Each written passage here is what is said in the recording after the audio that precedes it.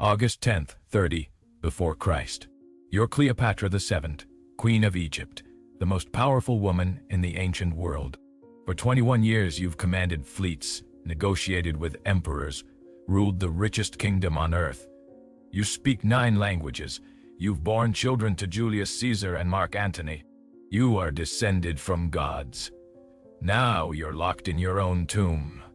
Outside, Roman soldiers surround the building. They're not there to kill you.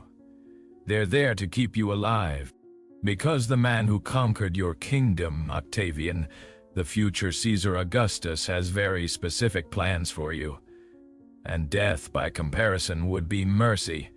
Here's what history books tell you. Cleopatra killed herself with a poisonous snake, an asp, choosing death over submission to Rome. Romantic, tragic, the ultimate act of defiance. Here's what history books don't tell you. What was actually waiting for her in Rome, and why, when you understand what Octavian had planned, her suicide wasn't defiance, it was escape. This is the documented account of what the Romans do to queens who dare to challenge empire, and what Cleopatra did in her final hours to avoid a fate that ancient sources describe as worse than death itself. If you believe history should be remembered as it was, not as we wish it had been, consider subscribing. We're digging into sources that mainstream narratives ignore, and every view helps us unearth more truth. Now let's go back to that tomb and understand what Cleopatra is actually facing. Act 1. The Machine of Humiliation. To understand what's waiting for Cleopatra, you need to understand what Octavian learned from Julius Caesar's mistake. 47 years earlier, in 46 before Christ, Julius Caesar celebrated his conquest of Egypt by bringing Cleopatra's sister Arsinoe IV to Rome as a prisoner. She was paraded through the streets during Caesar's triumph, a massive public spectacle where conquered enemies are displayed like trophies before being executed. But something went wrong. The Roman crowd watching this young woman, barely 20 years old, in chains, foreign royalty reduced to a spectacle, they didn't cheer. They felt pity. Some accounts say women in the crowd wept. Caesar, reading the mood, spared Arsinoe's life and sent her to exile instead of execution. Octavian is not going to make that mistake. He spent years planning his triumph, the grand celebration of his conquest of Egypt. And Cleopatra is the centerpiece. She's not just any prisoner. She's the queen who seduced 2 of Rome's most powerful men. The woman who nearly split the empire. The foreign monarch who dared to claim she was equal to Rome. Octavian doesn't just want her defeated. He wants her destroyed. Erased, turned into proof that Rome is eternal, and queens are temporary. Here's what Roman sources tell us about Octavian's plans. The historian Plutarch, writing 130 years later but citing eyewitness accounts, describes it explicitly. The biographer Suetonius confirms it. The poet Horace references it. Even Octavian's own advisors later admit it.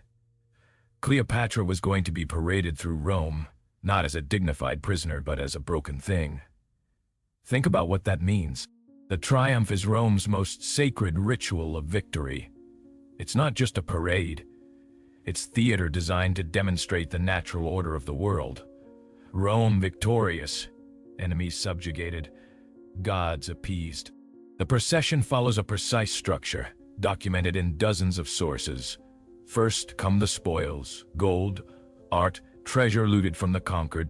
Then come the captives, enemy soldiers, generals, nobles, all in chains, walking through streets packed with hundreds of thousands of Romans. And then comes the ultimate spectacle, the enemy leader.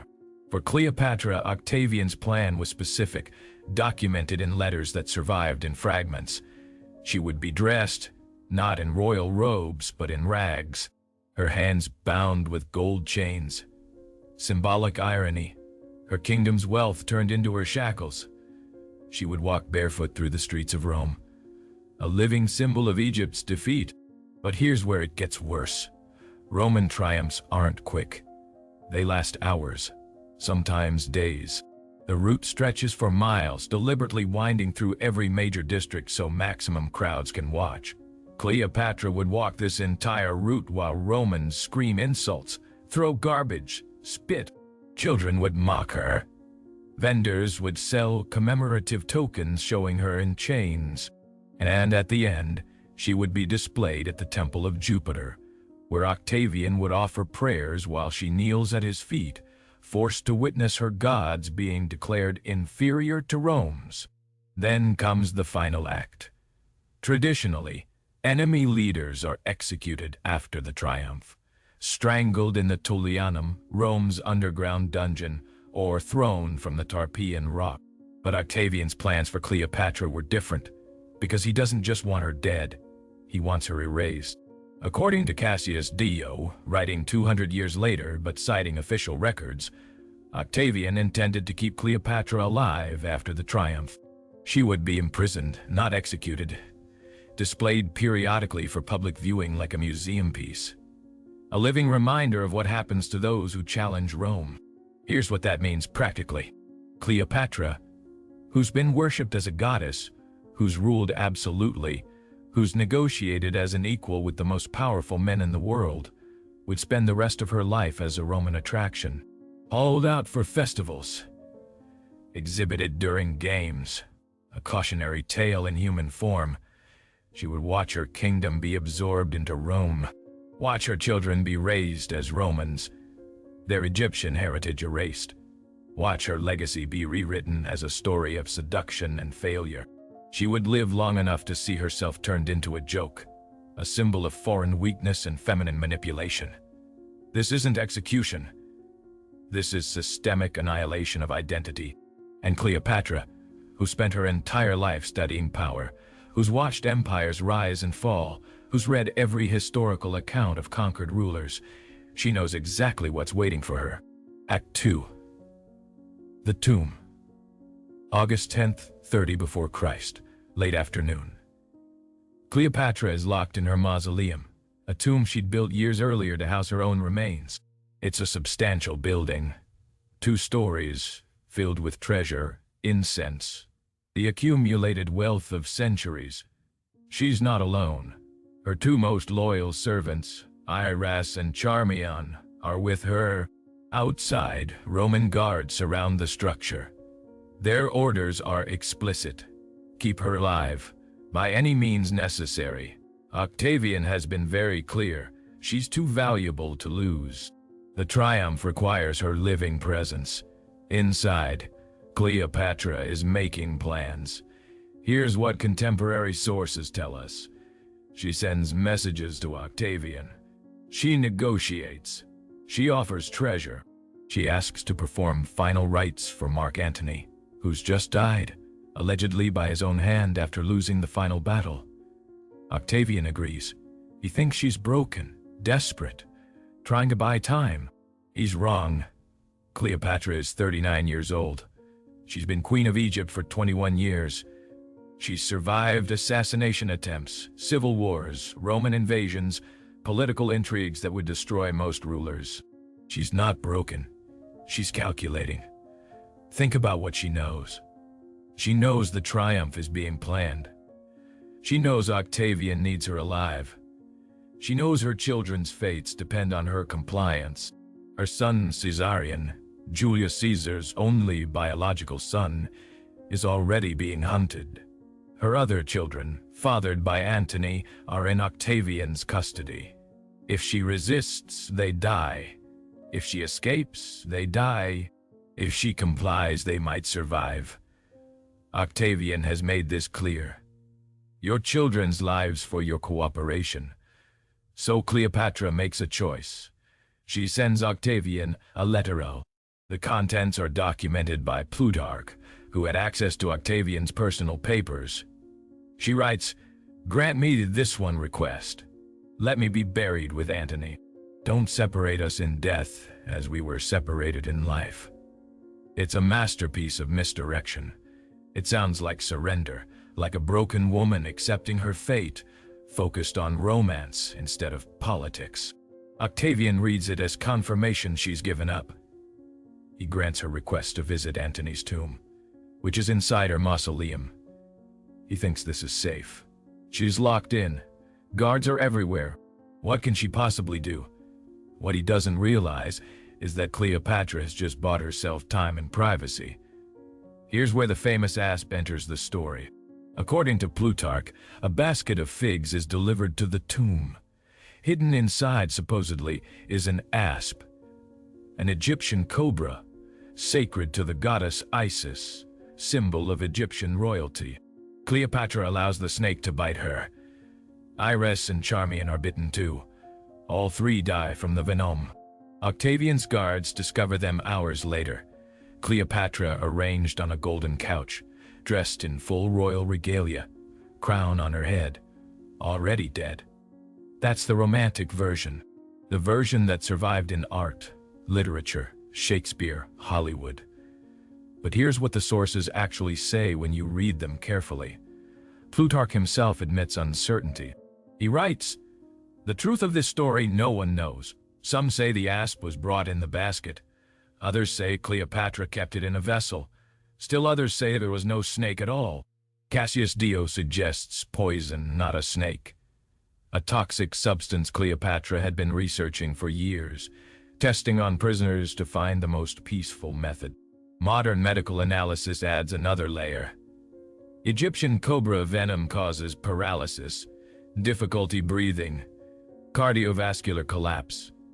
It takes hours to kill, and it's agonizing, not the peaceful, dignified death described in ancient romantic accounts.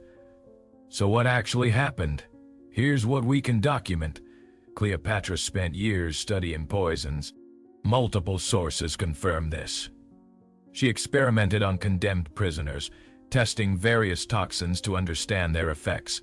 She was particularly interested in substances that killed quickly and painlessly. The physician Olympus, one of her confidants, later testified that she'd prepared multiple methods of suicide, contingencies in case she ever faced capture. She was methodical, scientific, treating death as a problem to be solved. And she had time. The basket of figs arrives around midday. The guards don't discover her dead until late afternoon, nearly 6 hours later. That's too long for a cobra bite, but perfect timing for someone who's prepared a final performance. If this moment in history doesn't move you to learn more, you might be missing what our ancestors understood about power. That sometimes survival is worse than death, and sometimes death is the ultimate act of control. Now let's follow what happens when the Romans discover she's escaped. Act 3. The aftermath. When Octavian's guards finally break into the tomb, they find Cleopatra dead on her couch, dressed in full royal regalia. Iris is dead at her feet. Charmian is dying, using her last breaths to adjust Cleopatra's crown. A guard shouts, "Was this well done, Charmian?" Charmian's final words, documented by Plutarch. "Very well done, and fitting for a descendant of so many kings." Then she dies. Octavian, when he's informed, is furious. Not grief. Furious. Because Cleopatra has just destroyed months of planning, the triumph requires her living presence. A dead queen is a martyr. A humiliated queen is a lesson. She's stolen his victory. Think about the strategic brilliance of what Cleopatra just did. She's chosen the manner of her death. She has controlled the narrative. She's died as a queen, on her own terms, in her own kingdom, denying Rome the satisfaction of parading her through their streets. She's made herself a legend instead of a cautionary tale. And she's done it in a way that Octavian can't punish. You can't humiliate a corpse. You can't parade a body through Rome and expect cheers.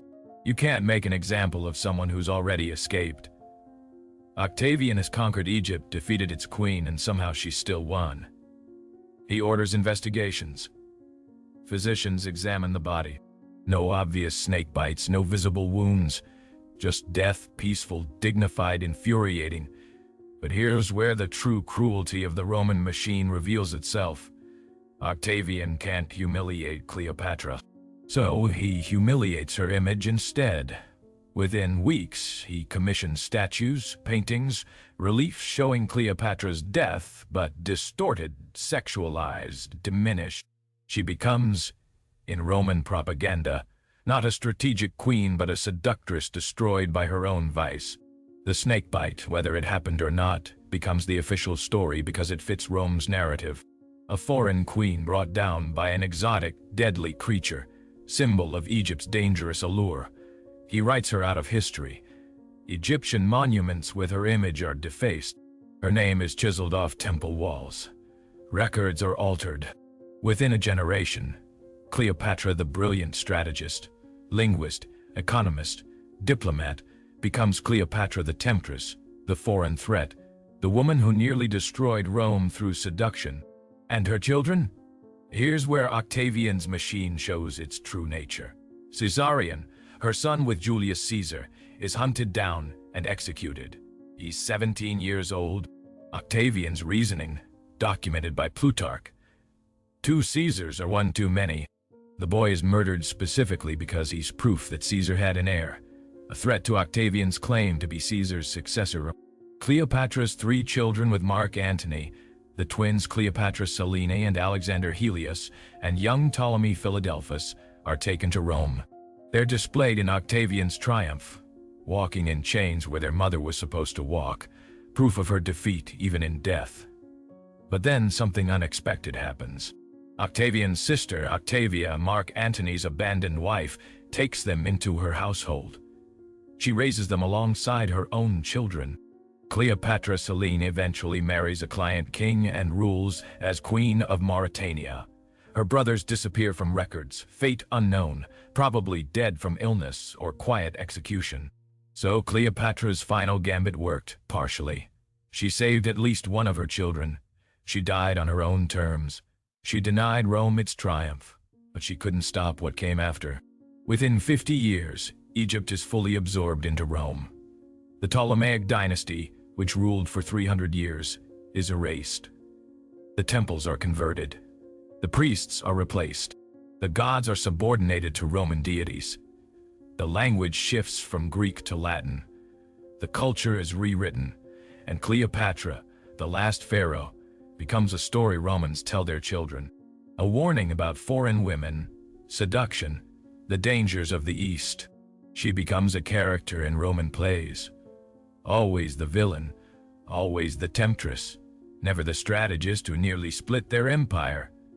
That's the real triumph Octavian achieved, not parading her through Rome, but rewriting her existence.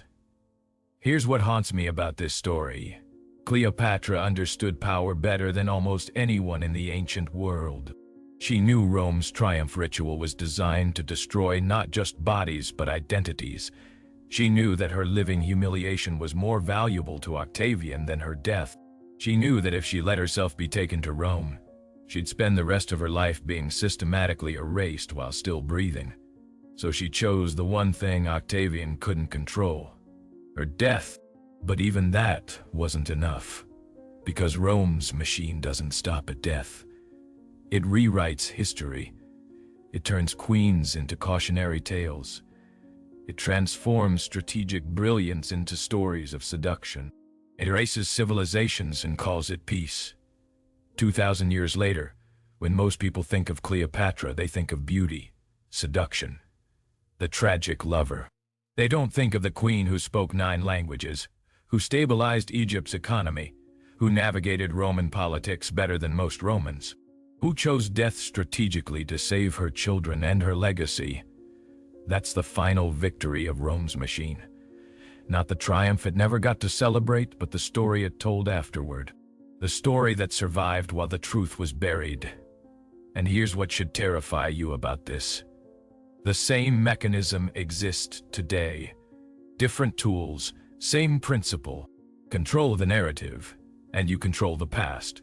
Control the past, and you control how people understand power. Cleopatra knew this. That's why her final act wasn't just suicide. It was narrative warfare. She staged her death as a performance, royal, dignified, unforgettable. She gave future generations an image that couldn't be completely erased, even by Roman propaganda. The question is, did it work? You're watching this video. You're learning what Roman sources tried to obscure. You're understanding that her death wasn't romantic tragedy, but strategic escape from systematic humiliation. So maybe, 2,000 years late, Cleopatra is finally winning the war she started in that tomb. If this exposed something you never heard before, hit that subscribe button and turn on notifications. We're digging up the histories they tried to bury, one documented account at a time. Drop a comment with your thoughts, and I'll see you in the next investigation.